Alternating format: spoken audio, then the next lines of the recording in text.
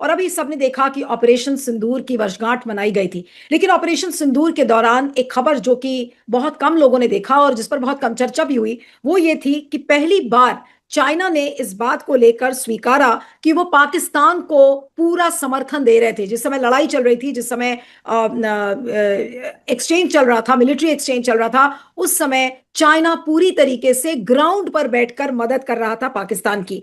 और ये बात सिर्फ ऐसी वैसी नहीं है, बल्कि एक चाइना के इंटरव्यू में कुछ जो इंजीनियर्स थे ग्राउंड पे जो काम कर रहे थे, उन इंजीनियर्स के इंटरव्यूज सामने आए हैं। अब ये जो मनी कंट्रोल की एक स्टोरी है उसको मैं पढ़ती हूँ क्योंकि इसके कुछ पोर्शंस बहुत इंपॉर्टेंट हैं और इस पर फिर चर्चा करेंगे। China for the first time publicly acknowledged that Chinese personnel provided on ground technical support to Pakistan during last year's military confrontation with India, effectively validating what Indian officials had repeatedly alleged after Operation Sindoor. Operation Sindoor के बाद भारत की सरकार कही रही थी कि ये पाकिस्तान को पूरा समर्थन चाइना दे रहा था और उस बात को पहली बार चाइना ने कबूला है। टाइमिंग भी इस कबूलनामे की ऐसी है कि ऑपरेशन सिंदूर की वर्षगांठ होती है और ये कबूलनामा उनकी तरफ से सामने आता है। अब ये एडमिशन कहाँ हुआ? This admission came through an interview aired by a Chinese state broadcaster CCTV featuring engineers linked to the state-owned aviation industry corporation of India, जिसको AVIC कहते हैं शॉर्ट फॉर्म में।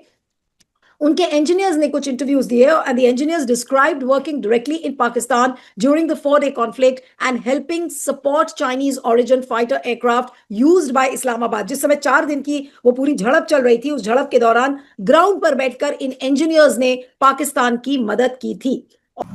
तो अब ये जो एडमिशन चाइना की तरफ से आया है, ये कितना बड़ा है अपने आप में, क्योंकि ये पहली बार चाइना ने स्वीकारा है। इसके क्या रिपरकशंस हैं, इसका डिप्लोमेटिक फॉलोआउट क्या होगा, अभी तक हमने कोई प्रतिक्रिया एमईए की तरफ से तो नहीं देखी है, लेकिन ये हूबहू वही चीज है जो भारत की सरकार कह रही थी। ये कितना बड़ा एडमिशन है, इसके क्या मायने हैं, आज इसको हम समझने की कोशिश करेंगे। हमारे साथ पाशा से शुरू करती हूँ कि प्रोफेसर पाशा, ये जो चाइनीज इंजीनियर्स का इंटरव्यू जो आया है सीसीटीवी पर, उनके जो वहां का स्टेट चाइनीज ब्रॉडकास्टर है, ये कितना महत्वपूर्ण है और ये पहली बार इतना बड़ा एडमिशन चाइना की तरफ से आया है, इसके क्या मायने हैं और भारत के लिए इसका क्या मतलब है? जी अनम्यूट कर लीजिएगा सर, अनम्यूट कर लीजिएगा सर। जी, ये काफ़ी महत्वपूर्ण चाइनीज़ कंफर्मेशन है, जो कि पता था कि चाइना ने पाकिस्तान को military help, technical help operation Sindoor में फराहम किया था। लेकिन अब ये फर्स्ट हैंड इंफॉर्मेशन आ रहा है, जो वो इंजीनियर्स या टेक्निकल स्टाफ ग्राउंड में थे, जो बता रहे हैं कि एयर रेड सायरेंस और फाइटर जेट्स जो टेक ऑफ किए उन्होंने एयर बेसिस से वगैरह, तो कितने कठिन वेदर कंडीशन में, जो 50 डिग्री बता रहे हैं कि इतनी गर्मी में वो काम कर रहे थे, इसलिए कि चाइना के जो फाइटर जेट्स थे पहली बार किसी फॉरेन कंट्री को एक्सपोर्ट किए गए थे, और उनको किस तरह परफॉर्मेंस करते हैं और उनका रोल क्या होता है और क्या फर्दर इम्प्रूवमेंट उसको करना है वगैरह बोल के, तो वो कुछ सेटिस्फाइड लग रहे थे, जिससे जो इंटरव्यू में दिया कि उनका जो एक्सपेक्टेशन था वो फाइटर जेट्स मीट कर रहे हैं, जो रोल उन्होंने एक्सपेक्ट किया था। क्योंकि पहली बार उन्होंने ये ऑन ग्राउंड में टेस्ट किया, जैसे अमेरिका टेस्ट करता है इसराइल के द्वारा गाज़ा में, लेबनान में या ईरान में या यूक्रेन में वगैरह।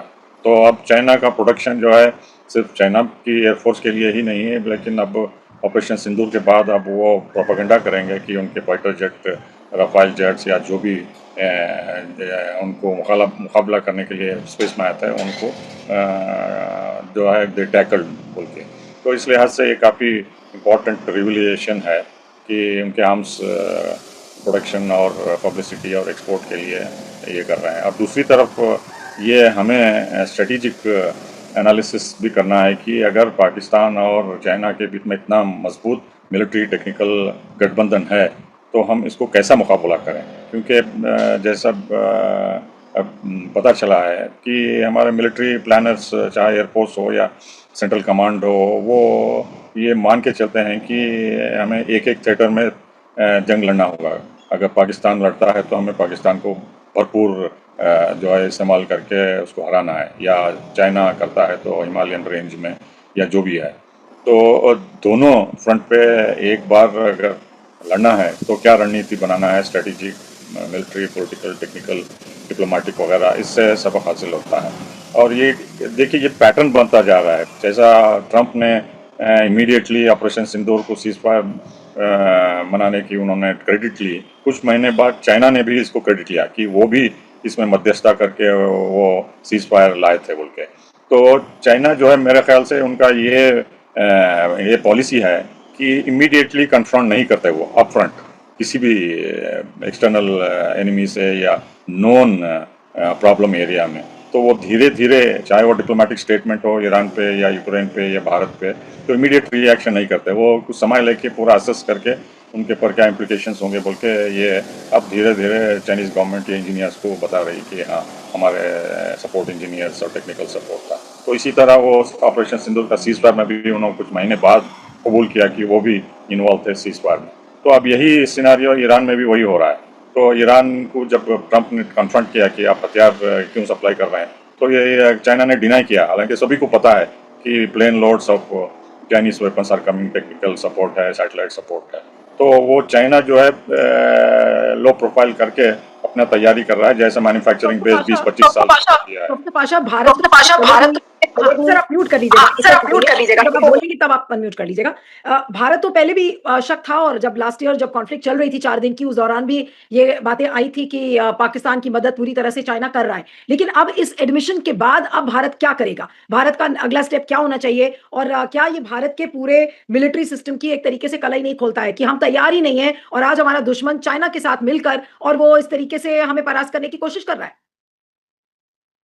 जी देखिए, चाइना के रेवोल्यूशन में एक शब्द बहुत फेमस हो गया था उनके इकोनॉमिक डेवलपमेंट में, ग्रेट लीप फॉरवर्ड।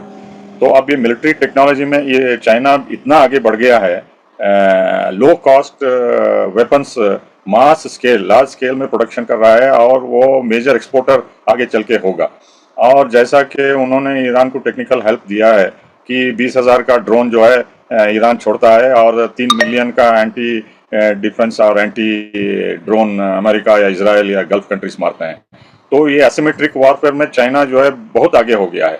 तो हम इसको ये लेसन सीखना होगा कि अगर हम महंगे महंगे राफेल्स खरीदते हैं या फ्रांस से या रूस से, तो ये चाइना के सप्लाइड चीपर वेपन्स और आर्म्स जो है वो हमारे लिए खतरा होंगे। तो हमको ये ग्रेट लीप फॉरवर्ड टेक्नोलॉजी में करना होगा कि हम चीपर वेपन्स मास स्केल में कैसा चाइनीज आर्म्स को काउंटर कर सकते हैं। एक तो ये मिलिट्री फ्रंट में होगा।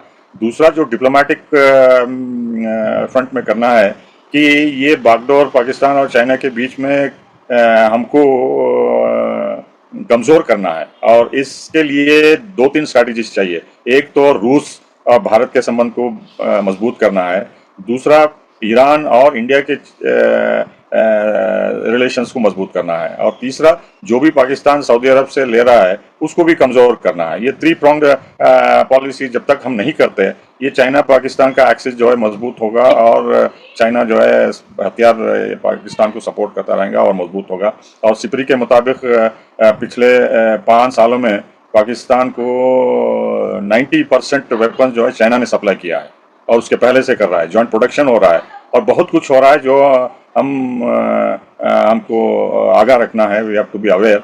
और मुझे नहीं लगता कि ऐसा हो रहा है, लेकिन हमें जैसा चाइना ने अपना मैन्युफैक्चरिंग कैपेसिटी धीरे धीरे silently in the darkness major economic power बन गया है, और जैसा ईरान मिलिट्री पावर बन गया है सैंक्शंस के अंडर, और किसी को पता ही नहीं था कि इतने सारे मिसाइल्स हैं, इतने सोफिस्टिकेटेड ड्रोन्स हैं और इतने अंडरग्राउंड फैसिलिटीज़ हैं।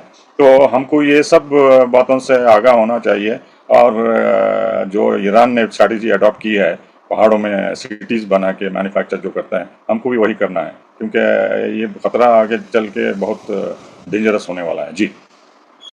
अब मैं संजय के पास आती हूँ कि संजय, इस स्टोरी को कैसे एनालाइज किया जाए? बहुत ठीक है, सरकार को ये पता था, सरकार ये कह रही है कि देखिए हमने तो 9 टेरर कैंप्स पाकिस्तान के खत्म कर दिए, लेकिन ऑपरेशन सिंदूर की जो असली स्टोरी है, क्या वो अब सामने नहीं आ गई चाइना के इस एडमिशन से? हमारे उस समय राफेल भी ध्वस्त हुए थे, उस समय लोग कह रहे थे अरे अभी तो कोई कॉन्फर्मेशन तो हमें मिल नहीं रहा है। लेकिन अब ये जिस तरीके से चाइना वहां पर पाकिस्तान की मदद कर रहा था, तो ऑपरेशन सिंदूर में असली जीत वाकई में किसकी हुई है? बहुत बहुत धन्यवाद, आपने मौका दिया इस महत्वपूर्ण मुद्दे पे बात करने का। 1 साल होने आया कि ऑपरेशन सिंदूर को, अभी तक ये नहीं पता कि क्या कौन जीता कौन हारा। परंतु ये चाइनीज़ जो एडमिशन आया उससे एक चीज़ तो साबित होती है, और जो बार-बार प्रकट हो रही थी कि हिंदुस्तान की इंटेलिजेंस कमज़ोर है। हमको एहसास नहीं था कि इतना ज़्यादा रिश्ता बढ़ गया है पाकिस्तान और और इनके बीच में चाइना के बीच में, और उनके हथियार इतने ज़्यादा मजबूती से उनको मदद कर रहे हैं। अगर हमको इस बात का एहसास होता तो हम इतनी तैयारी बिना तैयारी के नहीं जाते। अगर सोचना पड़ता, सोच के जाते कि अगर जा रहे हैं तो उसका क्या नतीजा निकलेगा। और अगर चीन कह रहा है कि हमने सीज़ फायर कराया तो उसको गंभीरता से लेना पड़ेगा। क्योंकि अगर उन्होंने एक तरफ उन्हें पूरी मदद करी पाकिस्तान के, उसके बाद सीज़ फायर कराने में मदद करी, तो इसका मतलब उनकी कोशिश है दोनों तरफ किसी न किसी तरीके से रिश्ता बनाने की। तीसरी बात जो सबसे महत्वपूर्ण है कि अगर हम चीन को अपना दुश्मन समझते हैं, तो चीन हमारे मुकाबले कहीं ज़्यादा ताकतवर है। उसने जिस तरीके से अपने हथियार बनाए, फाइटर जेट्स बनाए, ड्रोन्स बनाए, मिसाइल्स बनाए, वो सब अभी तक उसका जो पराक्रम है दिखा दिया अभी 4 दिन की लड़ाई के अंदर। और जैसा कि पाशा साहब ने बताया कि सिपरी की रिपोर्ट बताई कि 90% है ना जितने भी हथियार हैं, सब है ना इन्हीं के माध्यम से आए हैं, चीन के माध्यम से आए हैं। तो वो सब भी है ना इस्तेमाल हुए हिंदुस्तान के खिलाफ, और वो सब है ना सस्ते हैं, और हिंदुस्तान ने जो भी चीज़ खरीदी और किस कारण करी, उसमें क्या नाम है, डिप्लोमेसी का बहुत बड़ा रोल है। तो वो सब है ना बहुत महँगे हथियार खरीदे। नहीं और संजय, जो बार-बार क्या ये ट्रम्प आपने एक बड़ा अच्छा पॉइंट, आपने एक बड़ा अच्छा पॉइंट बोला। आपने कहा कि ये जो स्टोरी है, ये सबसे बड़ा सबूत है कि भारत की इंटेलिजेंस फेल हो चुकी है। भारत ये गेज ही नहीं कर पाया कि चाइना अपनी मिलिट्री कैपेबिलिटीज को किस तरीके से डेवलप कर रहा था। उस समय मुझे याद है ब्रिटिश टेलीग्राफ ने भी स्टोरी किया था। आपको याद होगा पाशा सर, आप भी थे उस प्रोग्राम को। मैं पब्लिक इंडिया पर जब मैंने किया था वो कार्यक्रम, तो कम से कम 12 या 13 लाख लोगों ने उस कार्यक्रम को देखा था, जिस समय हम उस समय लाइव कर रहे थे प्रोग्राम। क्या ये मिलिट्री डोमिनेंस एक तरीके से जो चाइना ने अब डेवलप किया है, क्या ये एक भारत की हार है? जिस तरीके से भारत चाइना को हैंडल कर रहा है, जो भारत की जो चाइना पॉलिसी है वो कैसे तब्दील करेगी? क्योंकि आपको याद होगा एक बार, I think Jaishankar, you can correct me if I am wrong, Jaishankar said कि चाइना के साथ तो हम दुश्मनी नहीं कर सकते, उसके साथ हमारे बिजनेस टाइज हैं, कुछ something like that he said, I think. जी संजय।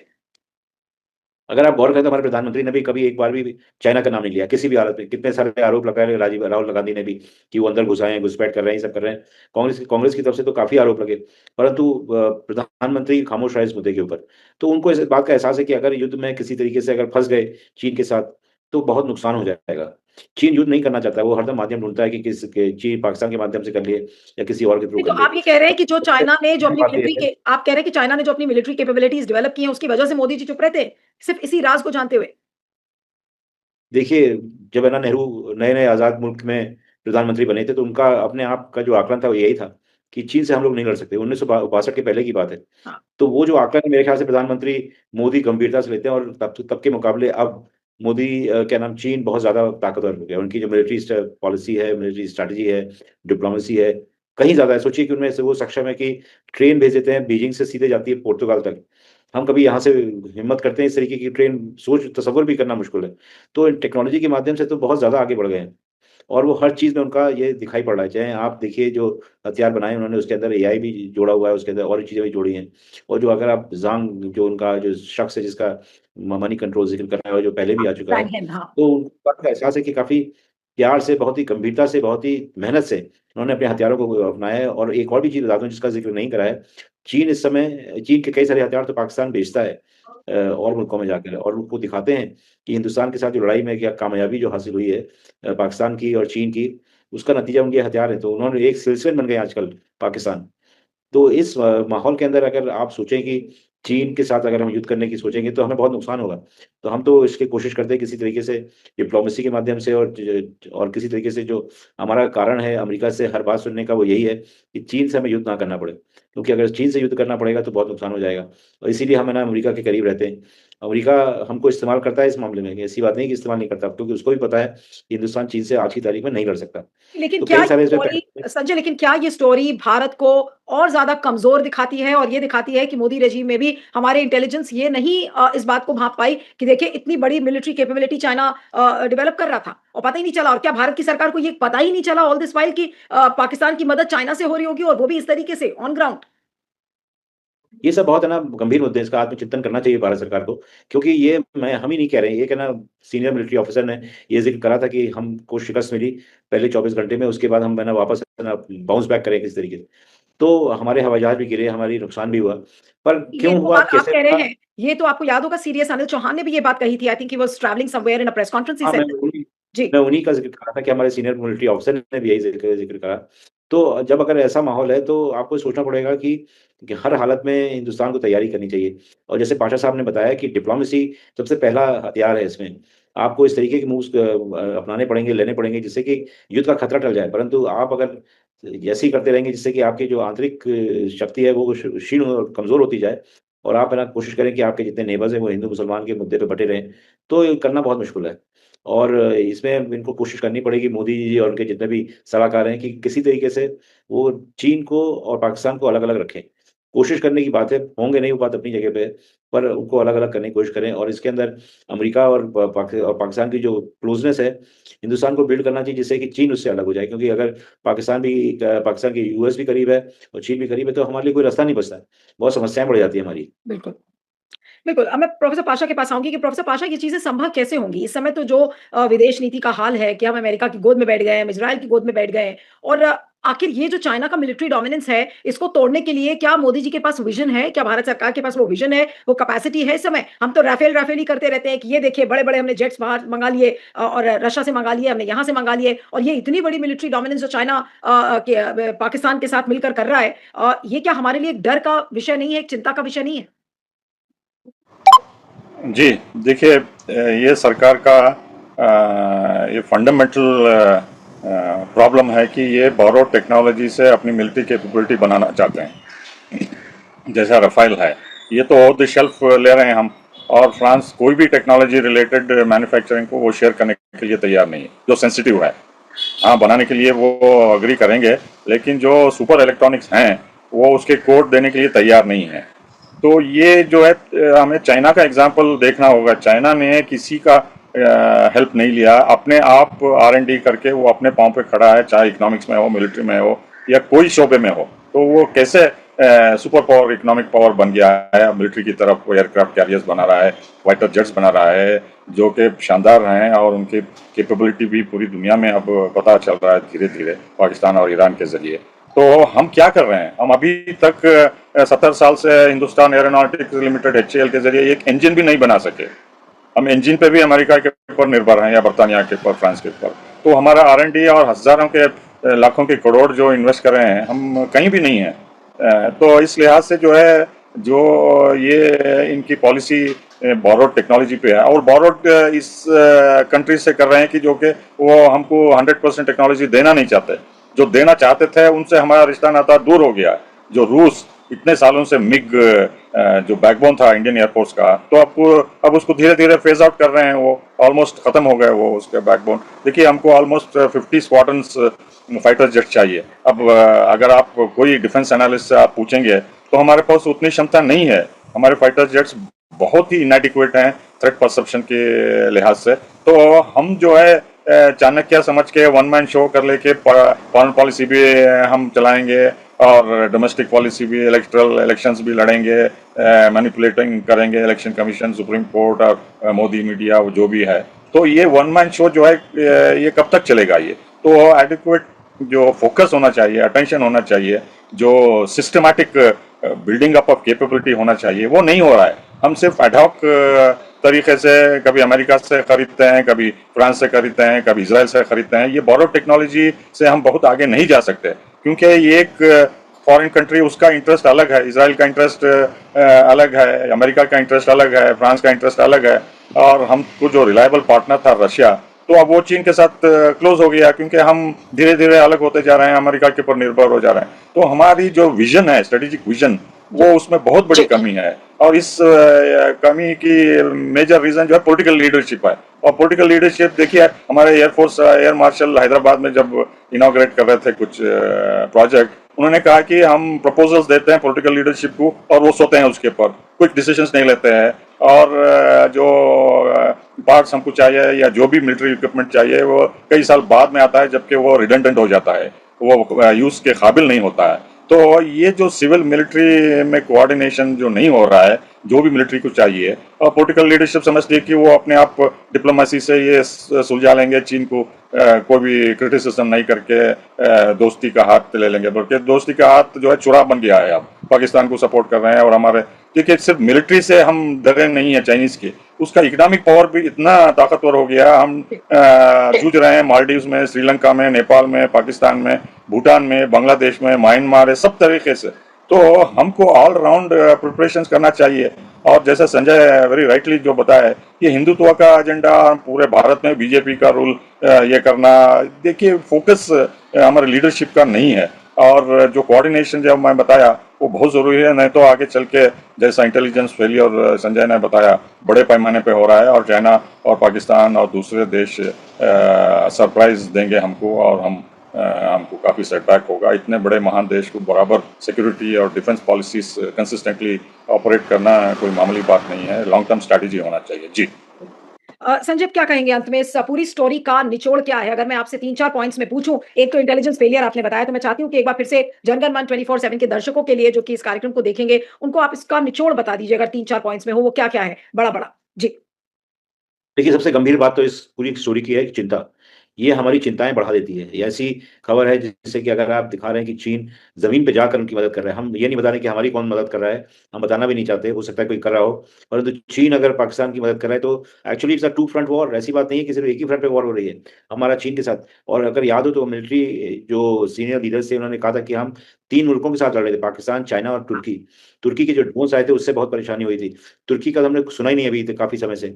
और अगर ये ऐसी सब चीज़ें हो रही हैं तो इसका कारण होना चाहिए कि सब है ना हिंदुस्तान के खिलाफ क्यों मदद करना चाहते हैं किसी मुल्क को जो छोटा हमारा जो नेबर है और हमारी जिसके साथ कई काफ़ी समय से तकलीफ चल रही है, तो उसको क्यों मदद करना चाहते हैं? और इस बात का हमें दिखाई पड़ा जब है ना कई सारे जो मेंबर्स ऑफ पार्लियामेंट के डेलीगेशन गए ऑपरेशन सिंदूर के बाद, तो वहाँ पर कहीं पे भी हमको कोई सिम्पैथी नहीं मिली। किसी भी मुल्क में जाके जहाँ पर सवाल पूछे उन्होंने सिम्पैथी नहीं मिली। तो हमको सोचना पड़ेगा कि अगर कहीं कोई मुल्क हमारे साथ नहीं जा रहा है, तो हमारी कोई खोट है, हमारी कोई गड़बड़ है।